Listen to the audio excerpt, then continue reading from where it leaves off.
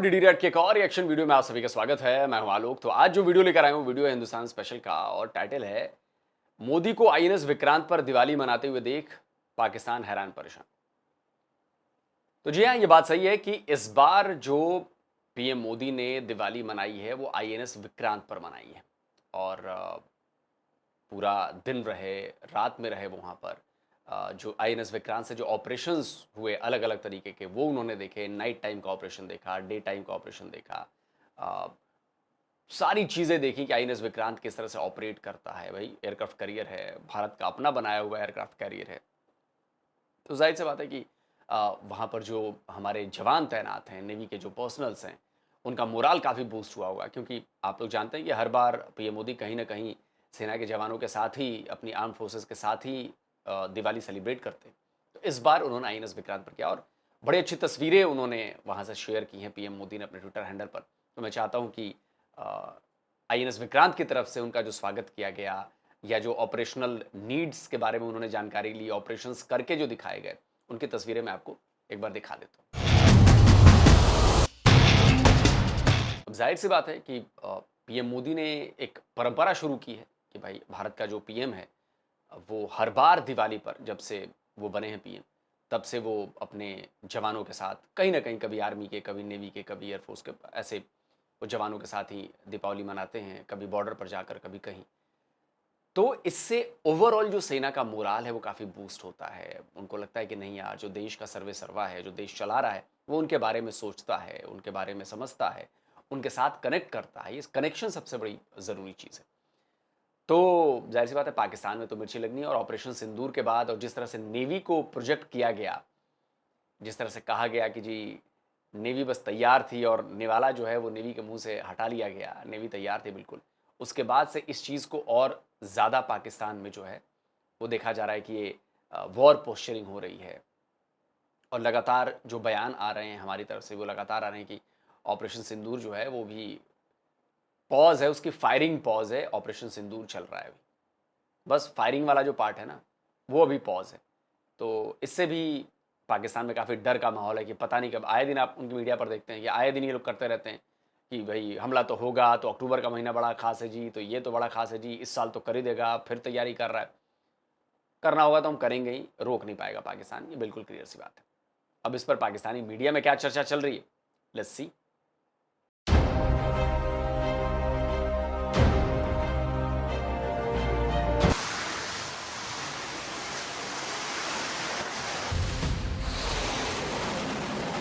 मुझे भी मेरे परिवारजनों के बीच दिवाली मनाने की आदत हो गई है और इसलिए आप जो मेरे परिवारजन है ना, उनके बीच में दिवाली मनाने चला जाता हूं। ये मोदी साहब पहुंचे हुए हैं वो अपने एयरक्राफ्ट कैरियर आईएनएस विक्रांत के ऊपर।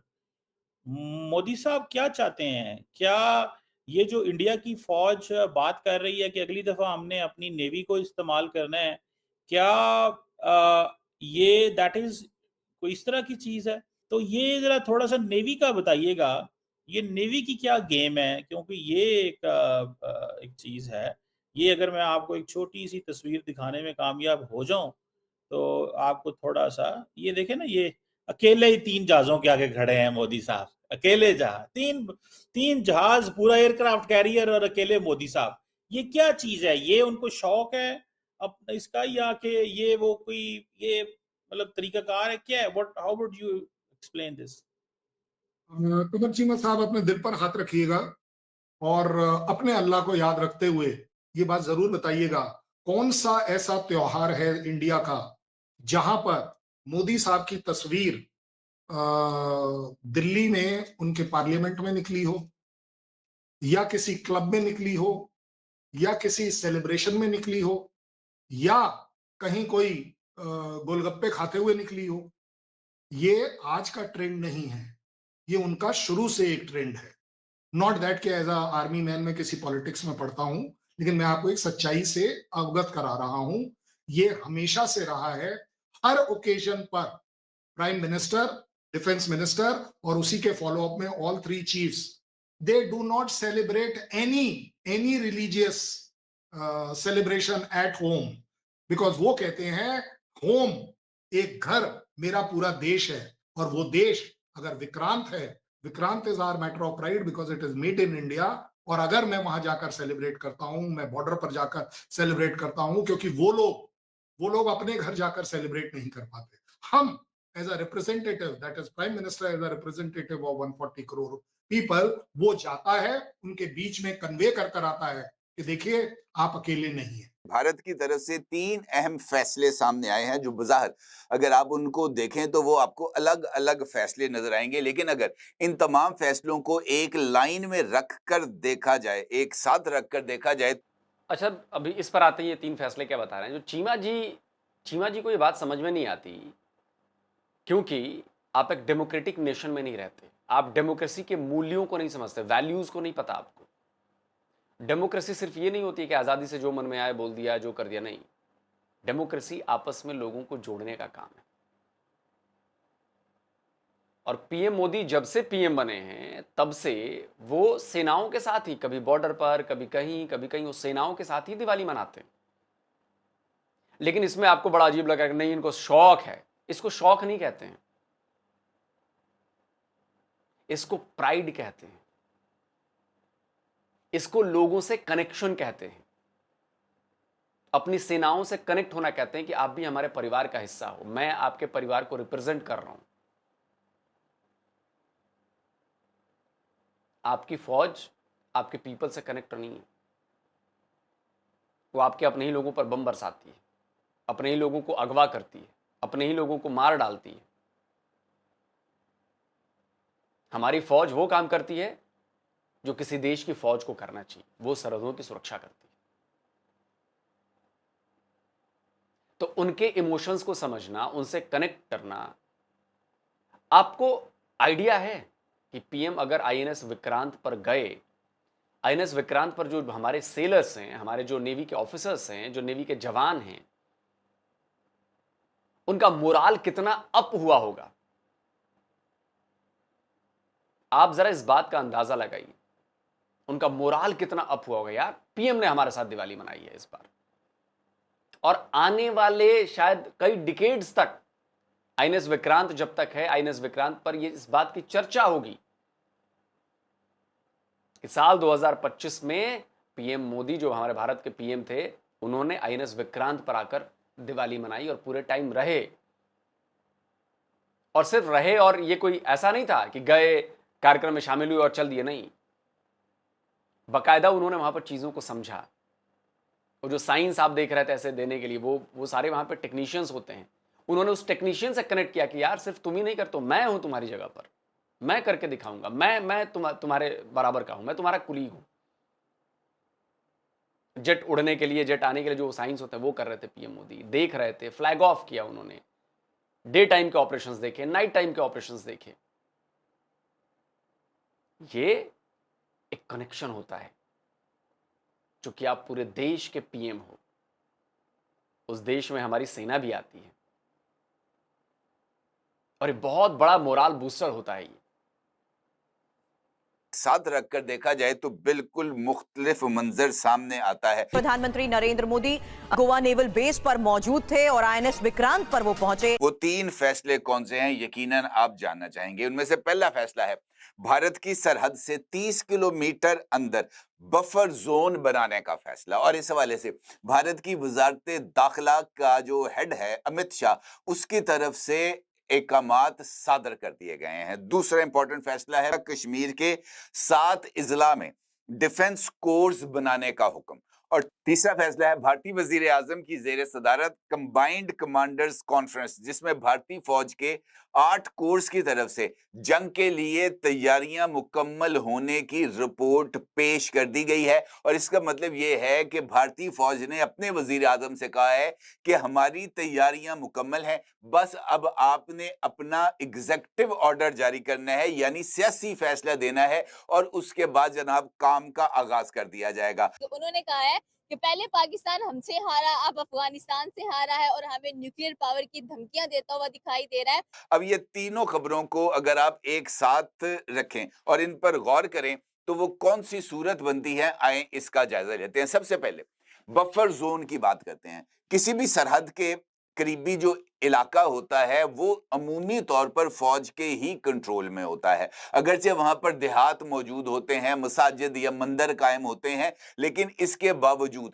जरूरत पड़ने पर फौज इस सारे के सारे एरिया को इस्तेमाल भी कर सकती है और ये जो तमाम स्ट्रक्चर्स वहां पर कायम होते हैं इनको एलिमिनेट भी कर सकती है। आज चूंकि भारत में दिवाली मनाई जा रही है और ऐसे में नरेंद्र मोदी ने नेवल जो अफवाज हैं इनके साथ अपनी एक तो दिवाली मनाई और वहां पर इनकी जो तकरीर थी वहां से बड़ा एक पैगाम सामने आया। अमूमी तौर पर जंग के दौरान ये जो बफर जोन है, ये जो 30 किलोमीटर का रेडियस है, ये फौज की नकलो हरकत के लिए बहुत ज्यादा अहमियत का हामिल है, क्योंकि यहीं पर इसी 30 किलोमीटर रेडियस के अंदर ही भारतीय फौज की या किसी भी मुल्क के फौज की डिप्लॉयमेंट होती। आप उनकी कोई भी कॉन्फ्रेंस देखें या उनका कोई भी इजलास देखें या किसी जगह पे वो मीटिंग कर रहे हो तो आपने उनके चेहरे को गौर से देखना है, बड़े ही पुर इत्मीनान नजर आते हैं। इंडिया में दिवाली सबसे बड़ा त्यौहार होता है जो कि मनाया जाता है और इसमें लोग दिल खोल के जो है वो खर्च करते हैं, अपने घरों में चरागां किया जाता है।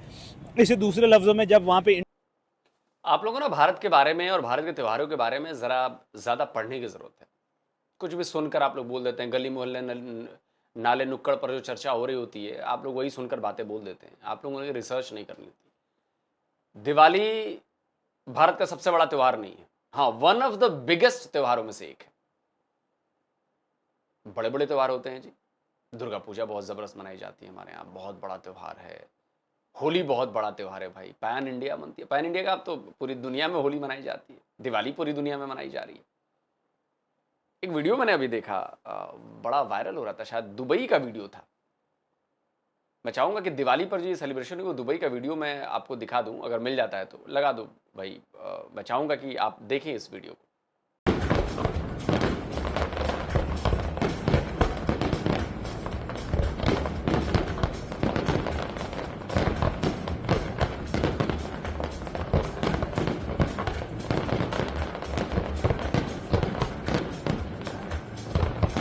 अब आप सोचिए कि एक इस्लामिक कंट्री है दुबई, और यहाँ पे जिस तरह से दिवाली, ठीक है इंडियन हमारे जो भाई लोग हैं वहाँ पर, इंडियंस जो वहाँ पर मौजूद हैं, काफ़ी बड़ी तादाद में इंडियंस मौजूद हैं, उन्होंने दिवाली सेलिब्रेट की है और पूरा घर रोशनी से नहाया हुआ था, सारी चीज़ें।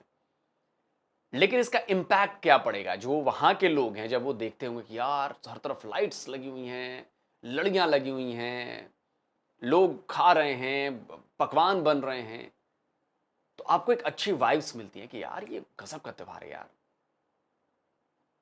ये फेस्टिवल ऑफ लाइट्स है, इसीलिए रोशनी का त्यौहार है ये हमारे लिए। आप सोचिए। दूसरे लफ्जों में जब वहाँ पे इंडियन मुस्लिम और इंडियन हिंदू आपस में मिलते हैं तो वो इसे ईद चरागां भी कहते हैं कि इसमें घरों में जो है वो रोशनियां की जाती हैं और इससे हर दफ़ा ये कहा जाता है कि इससे इंडियन इकोनॉमी पे क्या इम्पैक्ट होता है। मैं एक सर्वे रिपोर्ट पढ़ रहा था, मैंने एक एक्स ट्विटर अकाउंट पे एक रिपोर्ट देखी, उसमें यह था कि 4,75,000 करोड़ की परचेजिंग जो है वो इंडियंस ने की है, जो कि नेपाल के बजट के 5 गुना है। नेपाल के बजट के टोटल बजट का 5 गुना बनता है कि यानी नेपाल के बजट अगर 5 गुना किया जाए तो फिर ये एक अमाउंट बनती है जो कि पिछले एक महीने में ने परचेज किया है। ऐसा कौन सी कंट्री है जो अपने प्राइम मिनिस्टर में प्राइड नहीं लेता है? मैं आपको उस कंट्री का नाम दे देता हूं, आपको भी मालूम है, वो है पाकिस्तान। क्योंकि पाकिस्तान का प्राइम मिनिस्टर अपनी आवाम को रिप्रेजेंट नहीं कर पाता। ये उस बेचारे की मजबूरी है, जो भी कह लीजिए, मतलब गलत शब्दों में कह लो या कह लो, क्योंकि ही इज ऑलवेज सेलेक्टेड। और ये मैंने नहीं कहा, ये आपके यही नवाज शरीफ साहब ने कहा था जब इमरान खान आ रहे थे कि ये तो सिलेक्शन वाली बात है कि भाई वो सॉरी नवाज शरीफ को हटाना था इसलिए इनको लगाना था, तो भाई क्या डिफरेंसेस है क्या नहीं है, चलिए उसको भी छोड़ दीजिए।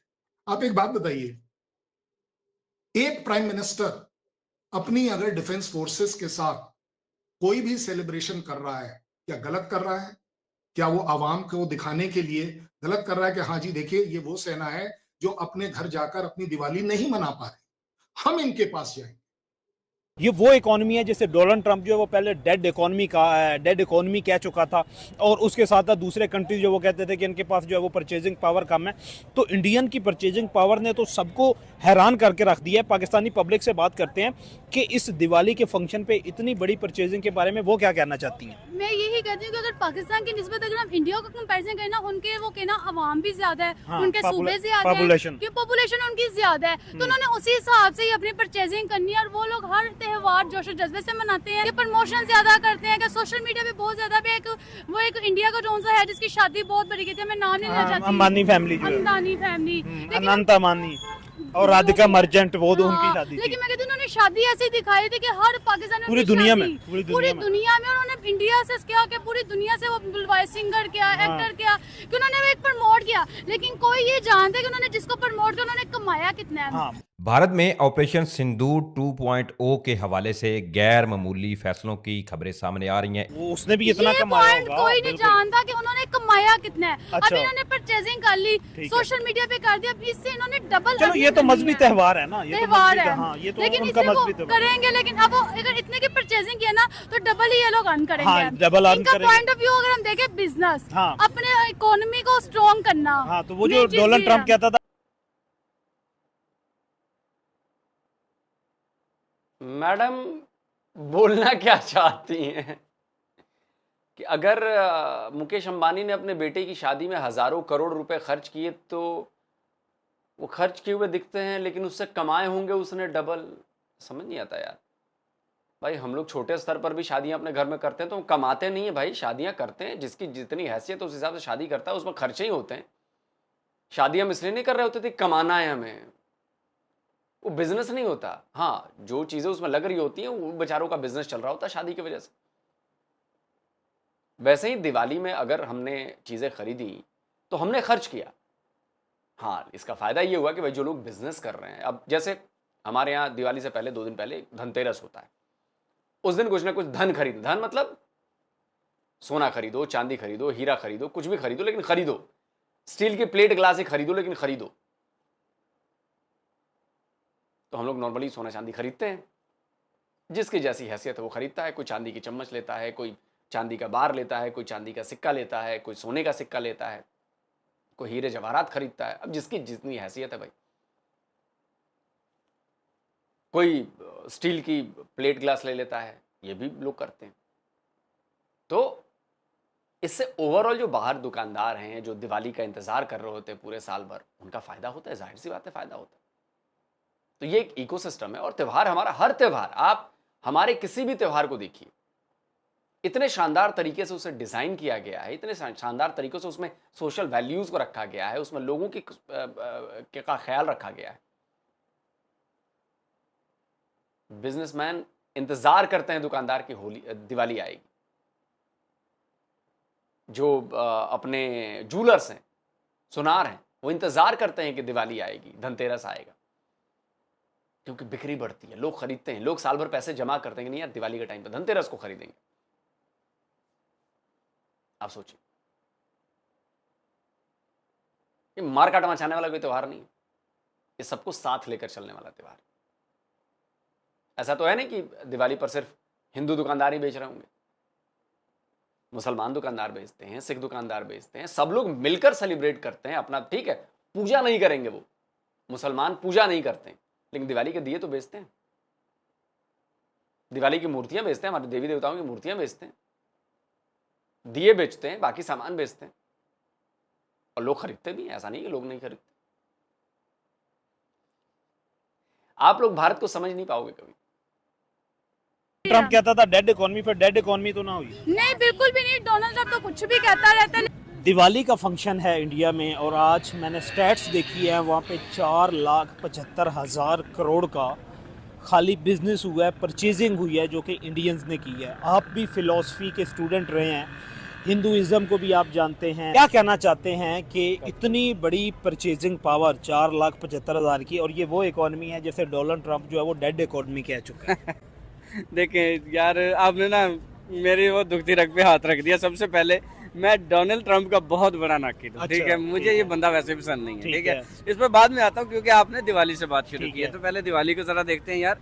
इधर डिजर्व के इतना 4,70,000 करोड़ की मतलब इतनी शॉपिंग उनकी होनी चाहिए, लेकिन इसके अंदर आप पॉजिटिव पॉइंट निकालें। इसके अंदर पॉजिटिव पॉइंट ये है कि भाई डोमेस्टिक के लिए हो रहा है, ये इसमें इंटरनेशनल प्रोडक्ट्स या कोई ऐसी हम ये नहीं देख रहे कि भाई उन्होंने आईफोन्स खरीद लिए या उन्होंने टेस्ला की वो चीजें खरीद ली या माइक्रोसॉफ्ट का कुछ हो गया, ऐसा कुछ नहीं है।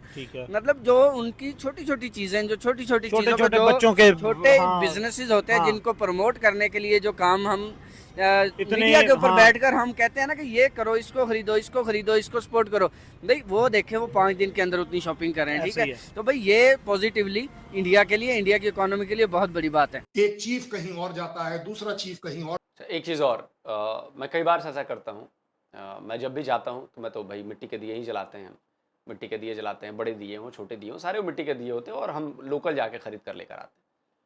आज तक मैंने कभी ये नहीं कहा कि अम्मा, मैंने बस ऐसे पूछता हूँ कि अम्मा ये दिए कितने के दिए, तो अब की बार जो लेके आया मैं तो शायद कितने, 1 रुपये का एक दिया था, मतलब 50 रुपये में 50 दिए, आप ले लो।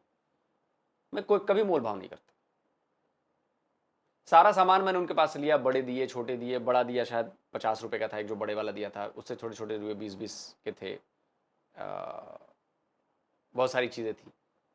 तो मैंने जो है वो कभी उनसे मोल भाव नहीं किया। कितने का सामान खरीदा, सारे सब चीज लेके शायद 450 रुपये का सामान। अब 450 रुपये में मैं उनके साथ यार वो करूँगी नहीं, आप 50 रुपये में मुझे 100 दिए दे दो, नहीं 50 रुपये में 60 दिए दे दो, क्यों करना है यार, क्यों करना है। आप याद करिए कि आपने दिन में पता नहीं कितने पैसे ऐसे उड़ा दिए होंगे।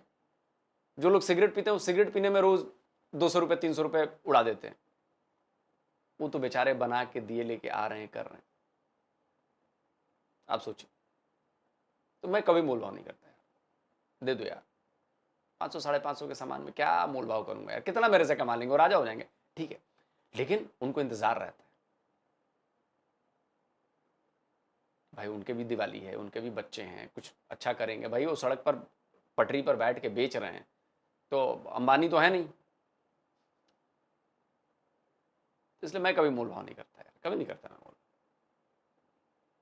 मोल। चीफ कहीं और जाता है और उसी की ट्यून में। हमारे यहाँ ये नहीं होता ना कि आर्मी चीफ जो है वो अपनी फैमिली को छोड़ने लंदन जा रहा है क्योंकि यहाँ पर ऑप सिंदूर होने वाला है। हमारे यहाँ ऐसा बिल्कुल नहीं होता कि चलिए जी वो कौन सी लंदन की कौन सी स्ट्रीट है जहां पर उनके वो जो 4 घर हैं, बोले उन घर में एक एक कर देखा है कि रेंट मिल रहा है कि नहीं मिल रहा, मॉडिफाई हो रहा है या नहीं मिल रहा। आप एक बात बता दीजिए, मैं तो आप ही के प्रोग्राम पर शायद कहा, कोई एक ऐसा चीज बता दीजिए जिसकी एक्चुअली प्रॉपर्टी बाहर की कंट्री में ना हो, या वर्सेस हमारे यहाँ का बता दीजिए किसी एक की भी अगर हो तो।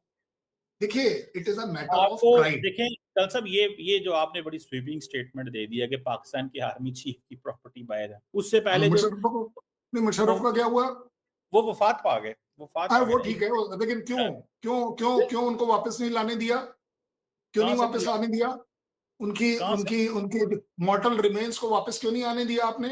नहीं आने दिया, वो तो कराची में जनाब आपको भी पता है कि वो कहां पर शो बंद करके आप जाके गूगल कीजिएगा कि where is general Musharraf buried. आपने सिर्फ इसको वो कहां बैरिड है, आपने इसको सिर्फ गूगल करना है। बैरिड तो बाद की बात है भाई, जब शुरुआत की बात कर रहा हूं, वो तो आपने बाद में करना ही था। नहीं आप एक बात बताओ ना, वो बंदा जो अपने आप को आर्मी चीफ बोलता रहा, और ये भाई द वे ये जो सारे मैंने फैक्ट्स एंड फिगर्स बताए मैंने नहीं बताए हैं, ये आप ही के पैनलिस्ट इंडियन चैनल्स पर बैठ के बोलते हैं, और उनका कहना है कि हमारे चीफ अफोर्ड कर सकते हैं। आपके एक पॉलिटिकल नेता टाइप हैं जो आप स्पोक्समैन अपने आप को बताते हैं, उन्होंने मेरे साथ डिबेट में कहा कि जनाब बाजवा साहब की अगर 1300 करोड़ रुपए की प्रॉपर्टी है तो क्यों नहीं वो ऐश से रहेंगे, वो जरूर ऐश से रहेंगे, उन्हें पाकिस्तान में रहने की क्या जरूरत है। और नहीं कल साहब आपको पता है, मैं अब क्या कहूं, मैं अब ये कहूं मैं मिल के आया हूं, मिल के आया हूं, वो इधर ही रहते हैं यार, वो उन्होंने कहाँ जाना है, मुझे पता है ना, वो इधर ही शादियों में फौतगियों में बिजी होते हैं। मैं भी नहीं, शादी में आना कोई बड़ी बात नहीं है, शादी में आना कोई बड़ी बात नहीं। मेरी बात सुने, वो इधर ही, लेकिन मैं बात को पकड़ नहीं रहा, मैं मैं आपको आप ही के कंट्रीमैन। चीमा जी मानेंगे नहीं ना। क्यों? हमारे यहाँ जो हमारे देश के लोग जो बाहर रहते हैं, क्या वहां पर शादियों में नहीं आते? या किसी का निधन हो जाता है उसमें नहीं आते हैं? आते हैं, लेकिन रहते वो बाहर ही हैं। साल में 11 महीने वो बाहर रहेंगे, एक आध महीने इधर उधर आ जाएंगे घूमने फिरने, परिवार देखने, अपनी पुरानी चीजें देखने, अपना घर देखने, ये करने वो करने आते हैं। मैं जानता हूं ऐसे लोग। अब उसको कह रहे हैं कि नहीं वो तो फौतगी में और ये क्या चीमा जी आप भी। देखिए, कुल जमा ये है कि आप लोग इस कनेक्ट को बर्दाश्त नहीं कर पा रहे हैं। आप उस फीलिंग को बर्दाश्त नहीं कर पा रहे हैं जो वाकई एक डेमोक्रेटिक देश के पीएम को या रिप्रेजेंटेटिव को करना चाहिए, जो आपके देश में नहीं है। आपके देश में, जैसा शालीन जी ने कहा, एक सिलेक्टेड गवर्नमेंट आती है। मैं होता शालीन जी का जगह तो ये पूछ देता कि आप बताओ, शहबाज शरीफ जीत कर आए हैं या सिलेक्ट होकर आए हैं? क्या शहबाज शरीफ की पार्टी ने इलेक्शन जीता है? क्या शहबाज शरीफ जीत कर आए हैं? नहीं आए। जो जीत कर आया वो जेल में है 2-2.5 साल से। ये फर्क है चीमा जी। और यकीन मानिए, आप लोग जलन में मर जाएंगे, जेलसी में मर जाएंगे, कभी ये अचीव नहीं कर पाएंगे, क्योंकि आपकी फौज नहीं करने दी। दोस्तों, आपका क्या कहना है? कमेंट करके अपनी राय दीजिए। जल्दी मिलता हूं एक और नए वीडियो के साथ। नमस्कार, जय हिंद। तो अगर आप चाहते हैं मुझसे बात करना, मुझसे कोई सवाल पूछना, तो फैन कॉल पर आप मुझसे कनेक्ट हो सकते हैं। फैन कॉल में ये सुविधा है कि आप अपने हिसाब से वहां पर जाकर टाइम स्लॉट बुक कर सकते हैं कि आपको फलाने दिन मुझसे बात करनी है, फलाने टाइम पे मुझसे बात करनी है। लेकिन ये भी बता दूं कि ये पेड सर्विस है।